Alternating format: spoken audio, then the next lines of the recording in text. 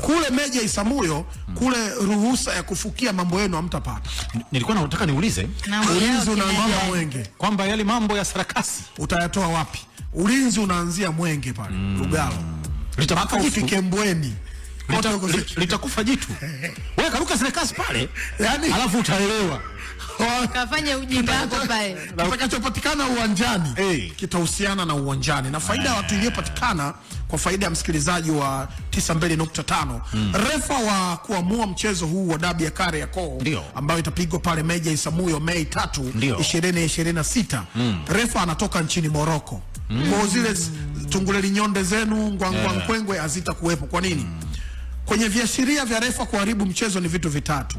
Cha kwanza wanasema ni hisia ya mtu binafsi. Yaani Tina katika uzalio wake kwenye asili yao lazima kutakuwa na uyanga na usimba. Kwa hiyo inawezekana mapenzi tu yakamfanya kuharibu tu tukio ambalo litaleta athari ya matokeo ya mchezo kupata matukio halisi. Lakini vile vile tukio la pili basi refa kunakuwa na viashiria vya rushwa. Kwamba pengine amekula mlungula ndio maana ametoa matokeo kuamua ndivyo sivyo. Na jambo la tatu ni lack of professionalism. Yaani marefa wetu wako na level ya kuamua michezo mikubwa yenye intensity kama hii. Wachezaji wa kimataifa na thamani kama hiyo wanakuwa wanakosa. Kwa safari hii hiyo kisingizio akipo. Yaani hii tutampata mtu kwanza uwanja hauingiliki.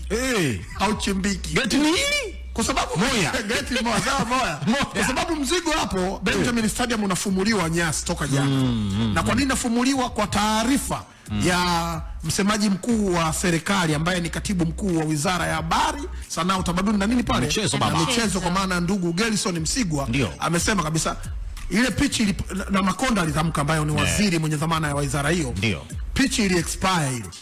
Inatetekwanga tetanus, ina magagabuo ya kutosha kwa sababu ya kufukiwa vitu ambavyo si vizuri kwenye kumiliki ile pitch. Katika wale ni wale na katika hawa ndo wale. Umeelewa? Na faida ambayo sasa hivi pitch ile ya Benjamin itakuwa ni hybrid. Hybrid ni ile pitch ambayo nusu ni artificial na nusu ni natural. Kwa hiyo itakuwa mchanganyiko, na hiyo ndio inakuwa imara na inaweza kuhimili nchi hizi za asili ya joto. Msiende basi kufukua tena ukikamilika. Ndio nilikuwa natoka hivyo.